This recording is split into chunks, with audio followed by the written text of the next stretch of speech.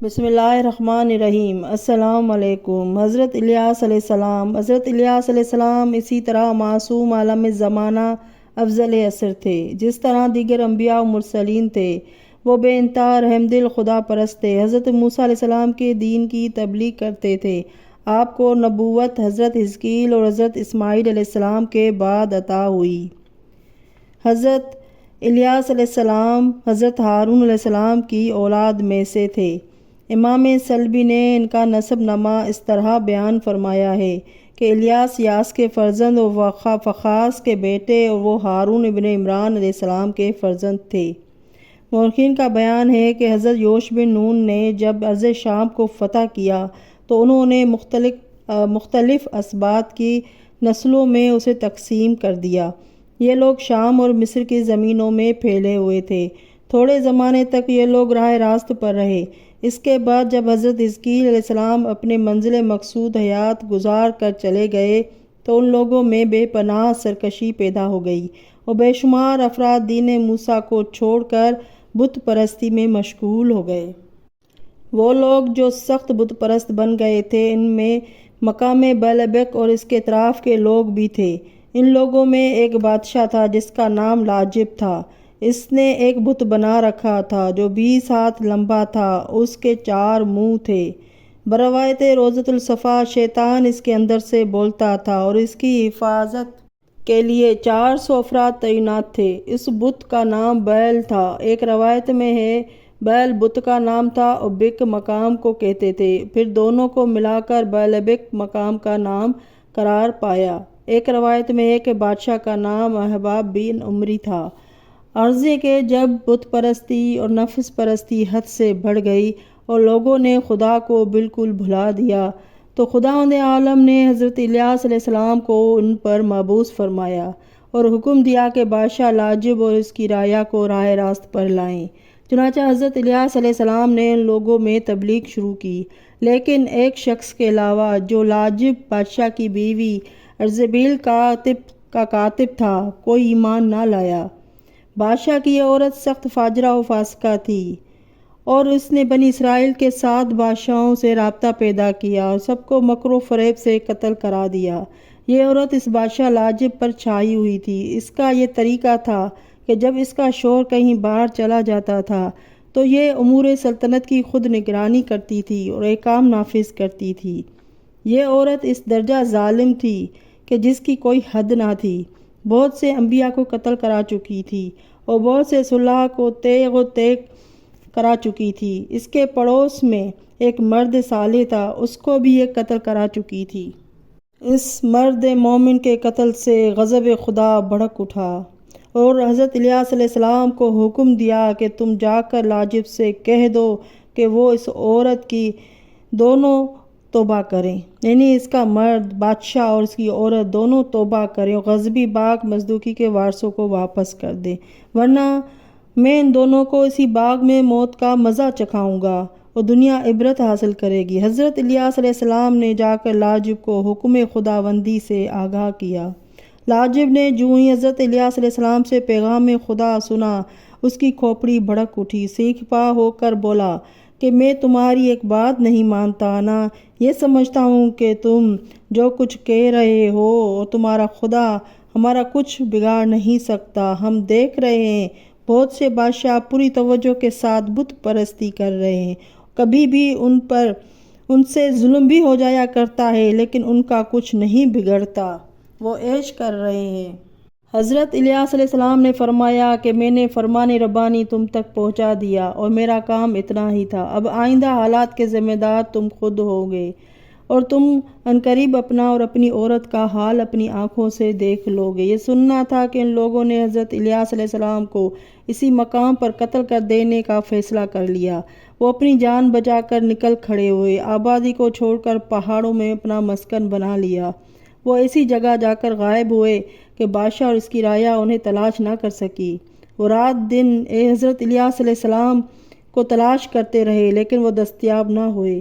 بروایت رائے سلبی وہ پہاڑ کے مستحکم مضبوط خو میں 7 سال تک اسی عالم میں رہے کہ گھاس پات اور جنگل کے پھل کھاتے تھے اور چشمہ کا پانی پیتے تھے اور خداوند عالم انہیں چھپائے ہوئے تھا اور ان کی حفاظت کرتا تھا اور ان سے ہر قسم کی بلا کو دور رکھتا تھا۔ حضرت الیاس علیہ السلام پھر صحرا پہاڑ پر پہنچ گئے اور تاحال لوگوں کی نظروں سے غائب رہے۔ اسی دوران میں بارگاہ خداوندی میں عرض پرواز ہوئے کہ خدایا، یہ قوم کی بے وفائی اور سرکشی سے عاجز آ چکا ہوں، اب تیری بارگاہ میں پہنچنا چاہتا ہوں۔ خطاب آیا کہ الیاس، تم میری حجت ہو اور میں زمین کو تمہاری برکت سے خالی نہیں کر سکتا، کیونکہ لوگوں کی اصلاح حال کا تعلق تمہارے وجود سے ہے۔ پھر خداوند عالم نے فرمایا کہ الیاس، جو کچھ مانگنا چاہو مانگ لو۔ حضرت الیاس علیہ السلام نے عرض کی، مالک، اب اس کے سوا اور کوئی صورت نہیں ہے کہ ان لوگوں پر ہفتہ سالہ قحط مسلط کیا جائے تاکہ یہ ایمان لائے۔ ارشاد باری تعالیٰ ہوا کہ 7 سال کی مدت بہت ہوتی ہے، بہتر یہ ہے کہ 3 سال کا قحط ان پر مسلط کر دیا جائے۔ الغرض شدید قحط پڑ گیا۔ حضرت الیاس علیہ السلام دوران قحط میں ایک عورت کے مکان کی طرف گزرے تو اس نے روغن زیتون میں آٹے کو ملا کر روٹی تیار کی، ان کو کھلایا، جس کا نتیجہ یہ ہوا کہ آٹے اور زیتون کا برتن ہمیشہ کے لیے پر ہو گیا۔ فریقین کے علماء، محدثین، مورخین کا اتفاق ہے کہ خداوند عالم نے اپنی مصلحت کے بنا پر حضرت ادریس علیہ السلام، حضرت عیسیٰ علیہ السلام، حضرت خضر علیہ السلام، حضرت الیاس علیہ السلام کو ابدی زندگی عطا کی ہے۔ حضرت ادریس اور حضرت عیسیٰ علیہ السلام آسمان پر ہے اور حضرت خضر علیہ السلام اور حضرت الیاس علیہ السلام زمین پر ہے۔ حضرت خضر علیہ السلام کے سپرد سمندروں، دریاؤں، جزیروں میں رہبری کرنا ہے۔ حضرت الیاس علیہ السلام کے حوالے بیابانوں و صحراؤں میں ہدایت کرنا ہے۔ اکثر مورخین نے حضرت الیاس علیہ السلام کے رفع آسمانی کو تحریر کیا ہے اور پورا زور دے کر لکھا ہے کہ وہ آسمان پر اٹھا لیے گئے ہیں۔ مورخ عربی کے اس فرمانے کو کہ حضرت الیاس علیہ السلام جب اپنی قوم کی ہدایت سے بالکل مایوس ہو گئے تو انہوں نے خدا سے دعا کی کہ مجھے ان لوگوں سے دور فرما دے، میں اب ان لوگوں میں رہنا نہیں چاہتا۔ خداوند عالم نے ان کی دعا قبول کی اور ان کے لیے ایک مدت معین کر دی۔ حضرت الیاس علیہ السلام پہاڑ پر چلے گئے۔ وہاں ایک گھوڑا جو آتشین تھا اور سواری کا سامان سے آراستہ تھا ظاہر ہوا۔ الیاس علیہ السلام اس پر سوار ہو گئے اور یسے کو اپنا خلیفہ بنا دیا، اپنے اونی جبہ کو انہیں پہنا دیا۔ پھر اسی وقت خدا نے ان سے نفسانی شہوت کو دور کر دیا اور لوازم جسمانی کو ختم کر دیا، انہیں لوگوں کی نظروں سے پردہ عزت میں پوشیدہ کر دیا۔ احادیث سے مذکور ہے کہ یہ بات کہ حضرت الیاس علیہ السلام حضرت خضر علیہ السلام کی مانند زمین میں ہیں اور زندہ ہیں اور اس وقت تک زندہ رہیں گے جب تک حضرت امام مہدی اجلّ فرجہ کا ظہور نہیں ہوتا۔ اپنے حضرت امام جعفر صادق علیہ السلام فرماتے ہیں کہ ایک مرتبہ جناب رسول خدا صلی اللہ علیہ وآلہ وسلم ایک پہاڑ کی طرف سے گزرے تو ان کے کان میں یہ آواز آئی کہ خدایا، مجھے امت محمدیہ میں سے قرار دے۔ یہ سن کر وہ پہاڑ پر چڑھے گئے کہ ایک سفید بالوں کا انسان محو عبادت ہے جس کا قد 30 ہاتھ کا ہے۔ حضرت نے پہچان لیا، یہ الیاس علیہ السلام ہے۔ انہوں نے کہا کہ میں سال میں ایک بار طعام استعمال کرتا ہوں، آج کا دن کھانا کھانے کا ہے۔ اس نے فوراً بعد غیب سے کھانا آ گیا اور دونوں انبیاء نے کھانا تناول فرمایا۔ بروایت روضۃ الصفا، حضرت الیاس علیہ السلام ہر سال ماہ رمضان کا روزہ بیت المقدس میں رکھتے تھے۔ عید قربان مسجد قباء میں گزارتے ہیں جہاں حضرت خضر علیہ السلام بھی ہوتے ہیں، امور خلائق پر تبادلہ خیال بھی کرتے ہیں۔ بروایت حجاب القصص، وہ موسم حج میں ہر سال حج کرنے مکہ معظمہ جاتے ہیں۔ بروایت حیات القلوب، یہ دونوں عرفہ کے دن عرفات میں باہم ملاقات کرتے ہیں۔ اور بروایت مواہب علیہ الصالحین کی جماعت انہیں دیکھتی ہے، ان سے ملتی اور ملک ہوتی ہے۔ مورخ عربی صاحب روضۃ الصفا لکھتے ہیں کہ حضرت الیاس علیہ السلام کی دعوت تبلیغ کی مدت ہمیں معلوم نہیں، اسی کا بھی علم نہیں ہے کہ وہ کب تک زندہ رہیں گے اور وہ فرائض کی انجام دہی کرتے رہیں گے۔ ٹھیک اسی طرح حضرت امام مہدی اجلّ فرجہ بھی ایام زندگی گزار رہے ہیں۔ وہ فرائض کی انجام دہی فرماتے ہیں، صلحاء اور علماء سے ملتے ہیں، انہیں ہدایت دیتے ہیں اور اپنے لوگوں کی پوری توجہ کے ساتھ خبرگیری کرتے رہتے ہیں۔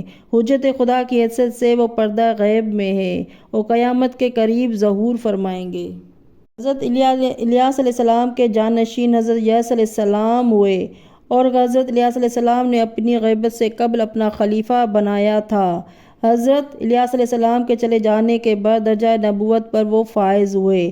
وہ دیگر انبیاء کی طرح معصوم افضل کائنات عالم زمانہ تھے اور حکم خدا سے نبی بنائے گئے تھے۔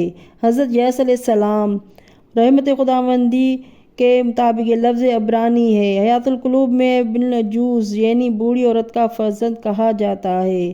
حضرت یحییٰ علیہ السلام کو حضرت الیاس علیہ السلام نے اپنا جانشین و خلیفہ و وصی بنایا تھا۔ اللہم صلی علی